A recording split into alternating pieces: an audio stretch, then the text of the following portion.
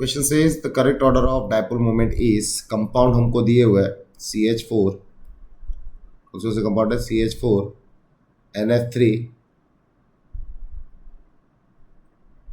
NH3 और water. पहले लेते हैं हम CH4 को। तो CH4 कौन सा स्ट्रक्चर बनाता है, टेट्राहेड्रल। और टेट्राहेड्रल कैसे बनता है, कुछ ऐसा दिखता है।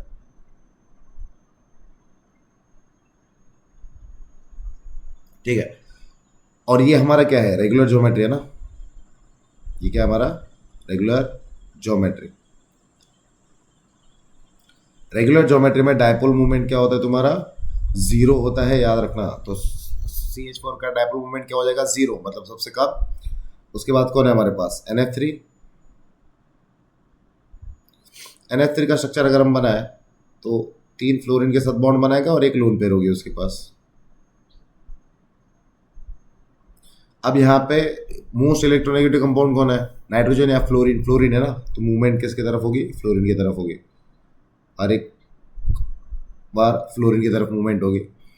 अब इनकी नेट डायपोल मूवमेंट कुछ हम एज्यूम कर लेते हैं, डाउन में जा रहा है नेट डायपोल मूवमेंट, बट ऊपर लोन पेयर कुछ कट करेगा इसका। तो ध्यान रखना कि लोन पेयर यहाँ पे क्या होगा, एक लोन पेयर यहाँ पे इसके डायपोल मूवमेंट को कट करने का ट्राई करेगा। ठीक है, तो कुछ ना कुछ तो डायपोल मूवमेंट आएगी, जीरो नहीं आएगी। मतलब मैं ऐसा बोल सकता हूँ कि CH4 से बड़ा NF3 है। CH4 से बड़ा कौन होगा हमारा, NF3। अब नेक्स्ट है हमारे पास NH3।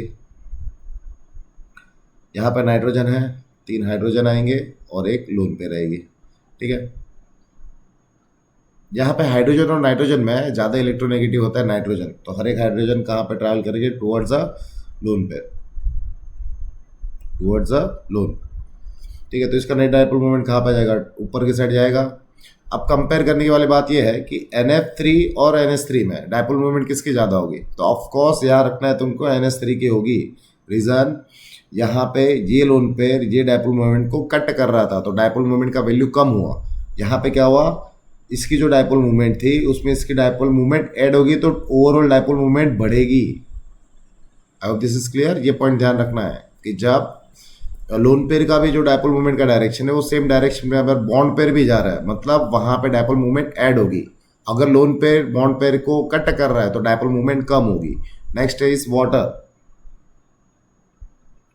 वाटर का स्ट्रक्चर क्या होता है, ऑक्सीजन, यहाँ पे हाइड्रोजन, यहाँ पे भी हाइड्रोजन। इसके पास क्या होती है, लोन पेयर होती है, 2 लोन पेयर होगी। अब ऑक्सीजन और हाइड्रोजन में सबसे ज़्यादा इलेक्ट्रोनेगेटिव कौन है, ऑक्सीजन। तो हाइड्रोजन किसकी तरफ ट्रैवल करेगा, टुवर्ड्स ऑक्सीजन। ठीक है, अब यहाँ पे 2 लोन पेयर है, तो कुछ ना कुछ डायपोल मूवमेंट ऊपर की साइड होगी लोन पेयर की, और बॉटम से हाइड्रोजन भी ऊपर जा रहा है ना, तो इसका भी मूवमेंट ऊपर की साइड होगा। ठीक है, अब क्वेश्चन आएगा सर NH3 और वाटर के अंदर किसकी ज़्यादा है। तो यहाँ ये किसमें, वाटर की ज़्यादा है। रीज़न, ऊपर एक ही लोन पेयर था, यहाँ पे 2 लोन पेयर की डायपोल मूवमेंट होगी और 2 बॉन्ड पेयर की होगी। तो ध्यान रखना, नंबर ऑफ लोन पेयर की मूवमेंट ज़्यादा होती है। तो इसलिए अगर मेरे को ऑर्डर लिखना है तो सबसे ज़्यादा डायपोल मूवमेंट किसकी होगी, वाटर की। वाटर के बाद कौन आएगा, अमोनिया। अमोनिया के बाद कौन आएगा, NF3, और NF3 के बाद कौन आएगा, CH4। तो यहाँ पे ये है हमारा correct order for the dipole movement. So A is the correct option. I hope this is clear.